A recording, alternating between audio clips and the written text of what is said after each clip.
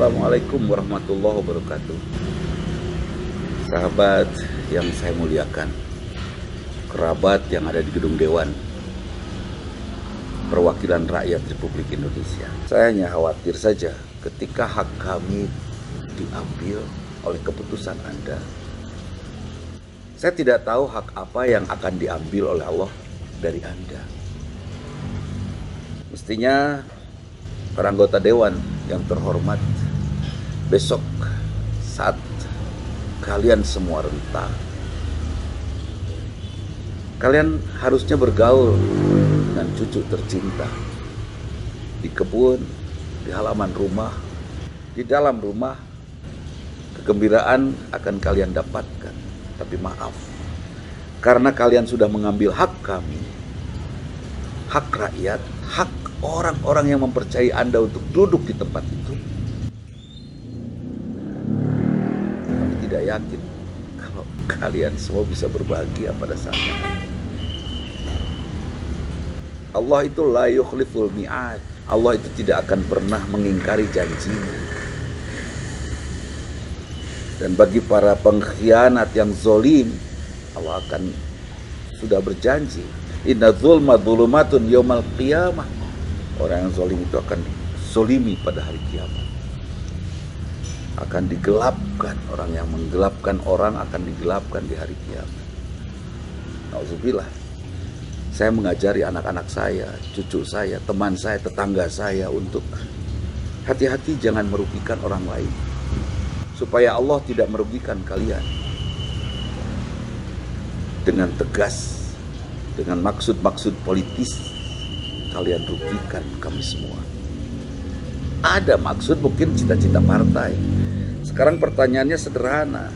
Sepanjang kalian menjadi orang terpilih yang duduk di gedung Dewan, apa memang kalian bercita-cita atau dijejali oleh cita-cita untuk membesarkan partai, membahagiakan rakyat, memajukan rakyat, atau memajukan negara, atau mungkin untuk membela perut diri kalian sendiri?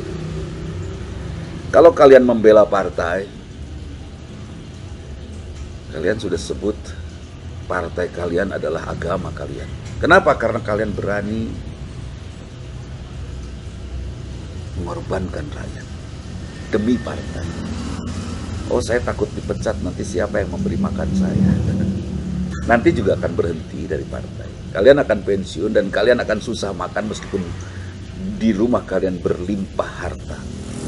Seperti seekor semut yang berdiri di tengah-tengah madu yang akhirnya tenggelam. Ya, saya hanya mengajak tidak usah malu untuk mencabut kembali undang-undang itu.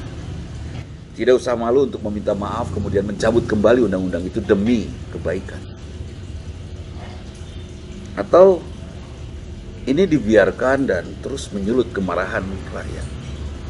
Oke, sekarang demonstrasi itu hanya sebentar saja, sehari, 2 hari, seminggu, 2 minggu, sebulan cukup, beres, selesai. Tapi ingat, umur kalian pun akan selesai. Ketika kalian rentah, kalian tidak dapat apa-apa. Kalian pun akan pensiun, bahkan partai pun akan membiarkan kalian seperti sampah nantinya. Anak cucu kalian akan mendapatkan dampak dari apa yang kalian putuskan saat ini. Banyak sekali orang mengambil keputusan tanpa berpikir keselamatan anak cucunya. Padahal, Masya Allah, setiap keputusan itu berdampak kepada keturunan kita. Kalau sekarang rakyat yang menangis berdarah-darah, besok lusa anak cucu kalian yang menangis berdarah-darah, bukan karena dizolimi oleh orang lain, tapi karena haknya diambil oleh Allah. Egois rasanya kalau kita sudah dibahagiakan oleh orang tua kita sampai hari ini, dan kita tidak membahagiakan anak cucu kita ke depan. Kita tidak bisa melepaskan diri dari kehidupan ini, apalagi dari manusia. Saya tidak membayangkan nanti suatu saat Anda, sebut sajalah, pulang dari Jakarta, berlibur misalnya ke Bandung, kepleset di jalan tol, kemudian tidak ada seorang pun yang menolong karena tahu Anda anggota Dewan yang terhormat. Biar partai kalian yang akan menolong kalian ketika kalian terguling di jalan tol. Mudah-mudahan itu tidak terjadi. Tapi akan seperti itu kejadiannya, meskipun bukan dalam bentuk musibah atau kecelakaan seperti itu.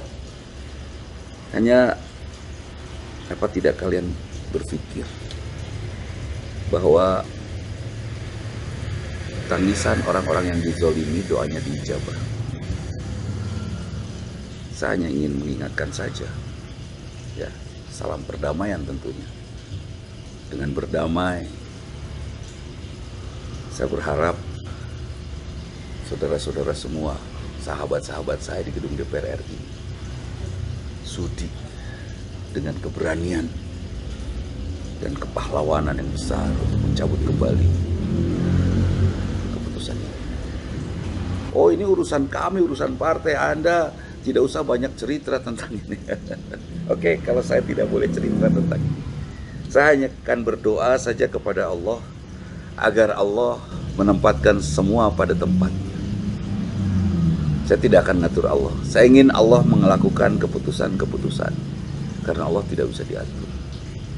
Mungkin di antara Anda ada yang tidak percaya akan keberadaan Tuhan yang Maha Esa, Allah Subhanahu wa Ta'ala. Terserah, tidak apa-apa. Tapi kalian nanti akan membuktikannya ketika summa zurtumul maqabir, hatta zurtumul maqabir. Sampai kalian masuk ke dalam kubur baru kalian tahu. Sampai kalian meminta kepada Allah, ya laitani qaddamtu li hayati. Seandainya saja aku diizinkan untuk hidup sebentar saja kembali di dunia lasodaku, aku akan membenarkan apa yang dinyatakan oleh al-Islam. Lasodaku, aku akan membenarkan. Sementara ini agama dianggap tidak ada dan tidak perlu, padahal kalian semua sedang beragama dengan agama partai kalian masing-masing. Masya Allah. Dan nabi kalian adalah ketua partai. Nabi kalian adalah penyebar isme dari partai kalian. Sebut saja komunisme. Komunisme itu agama. Lenin dan Marx itu nabinya. Dan isme adalah agamanya. Tuhan kalian adalah materialisme. Harta. Insya Allah. Itu pikiran saya. Saya mohon maaf apabila ini salah. Saya mohon maaf. Hanya jangan sampai kita salah berpihak. Ketika kita memihak ke agama lain, sementara saya kepada sesama saudara sekarang, saudara yang muslim. Kalau Anda muslim, Anda berpihak. Anda membela agama lain, termasuk agama yang saya sebut tadi, partai adalah agama. Itu yang Anda bela, boleh tanyakan kepada ulama manapun. Saya pikir sama, Anda murtad dari Islam. Ketika yang dibela bukan rakyat, bukan negara, bukan amanah dari rakyat, dan bukan agama kalian. Wallahu alam. Saya hanya berdoa mudah-mudahan Allah melindungi negeri ini dari kehancuran akibat tangan-tangan kalian. Dan kalau Allah akan menghancurkan, ya Allah, jangan kau hancurkan negeri ini. Pilih saja orang-orang yang menghancurkan negeri ini yang kau hancurkan. Mungkin akan begitu doa kami. Karena kami takut, saya takut. Kalau para pembuat keputusan berbuat zalim, maka negeri ini akan dihancurkan oleh Allah. Dan kita rakyatnya membiarkan, maka negeri ini akan dihancurkan oleh Allah. Tapi kalau saat ini semua rakyat membela haknya, turun ke jalan, berteriak di jalan, menuntut haknya, kemudian tidak saja dikabulkan, kemudian mereka berdoa, jangan salah, doa mereka dijabah. Saya tidak membayangkan saatnya kalian harus bahagia dengan anak cucu, justru kalian di situ kalian akan menderita, merintih, menahan sakit. Seharusnya kalian bisa nikmat sujud, kalian tidak akan bertemu dengan nikmatnya sujud seperti itu karena doa rakyat Indonesia yang kalian sulit. Entahlah, saya sendiri tidak yakin kalau saya bisa mendapatkan surga. Tapi paling tidak saya berusaha untuk menjadi ahli surga dengan tidak salah mengambil keputusan dalam melangkah setiap hari perjalanan hidup saya. Mudah-mudahan para anggota Dewan terhormat pun segera diselamatkan oleh Allah jika segera mengambil keputusan yang benar, berkumpul, merubah apa yang sudah diputuskan dengan kepahlawanan yang tinggi. Tentu kami akan mengucapkan untuk kalian semua yang berani melakukan itu, jazakumullahu khairul jazaa. Semoga Allah membalas apa yang sudah kalian lakukan dengan balasan yang jauh lebih baik. Kalau sekarang kalian dibayar masing-masing 1 triliun, Misalnya ini ya, bukan menuduh. Misalnya karena bagaimana tidak curiga. Insya Allah kalau kalian batalkan ini, kalian kembalikan uang itu, kalian akan mendapatkan balasan berlimpah dari Allah 10 kali lipat minimum. Kalau kalian percaya bahwa Allah Maha Kaya. Ya. Itu saja. Ini pernyataan terbuka saya untuk saudara-saudara saya di gedung DPR, saudara-saudara saya anggota DPR yang terhormat. Ya, mudah-mudahan kita tetap terhormat sampai hari kebangkitan nanti di padang mahsyar. Mohon maaf. Sekali lagi, mohon maaf. Assalamualaikum warahmatullahi wabarakatuh.